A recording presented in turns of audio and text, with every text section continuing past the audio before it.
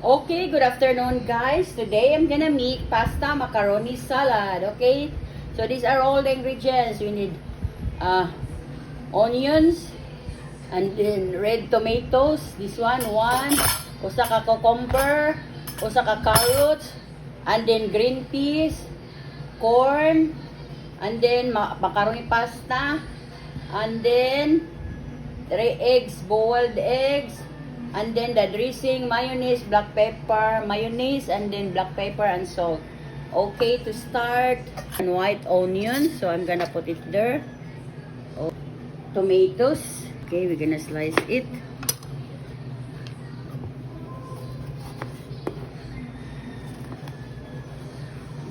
You need to get the seeds.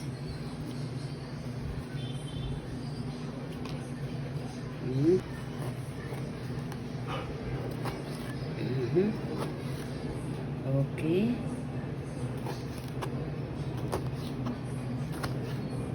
Okay, we're gonna put it here.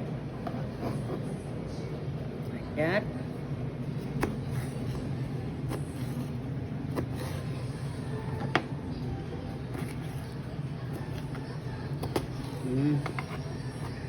So here.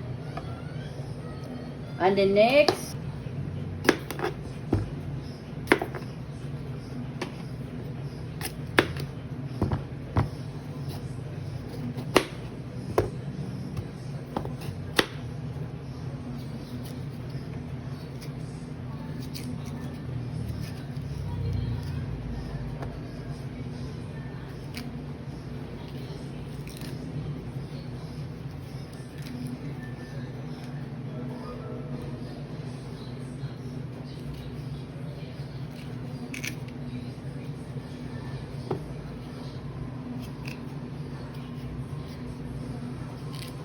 as what I said earlier, that these are all washed already. Okay, gonna slice is like this.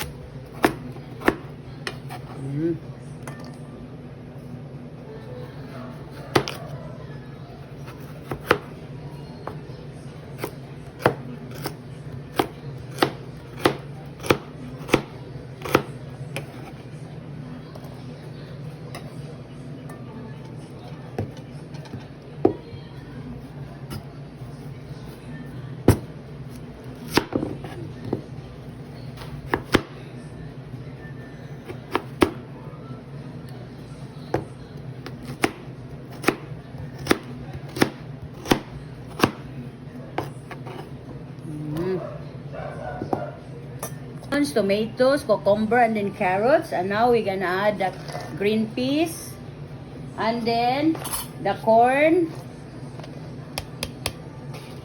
and then the okay, we're gonna add the macaroni pasta. We're gonna add that like that first, and then we're gonna mix the dressing. This is a half a cup of mayonnaise.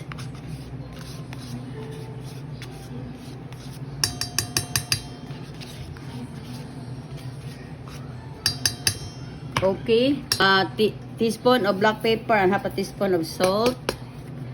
Okay, first.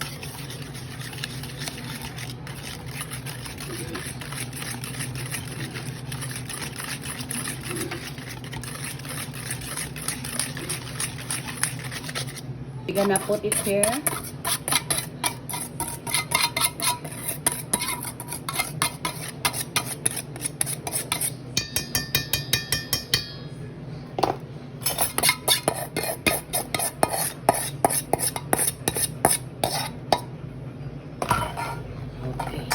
And then we're gonna mix it.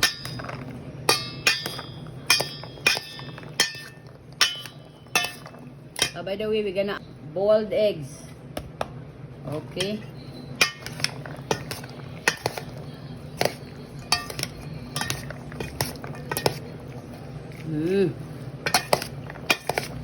Okay, I'm gonna put the salad here.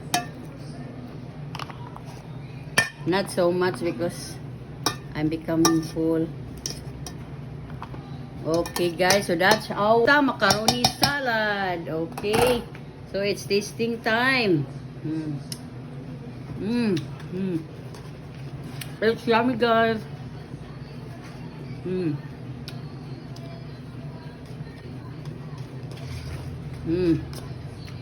It's very refreshing because there's a lot of vegetables.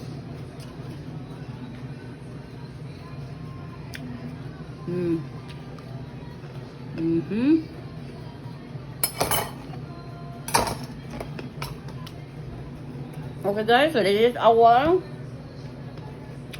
pasta macaroni salad. It's done.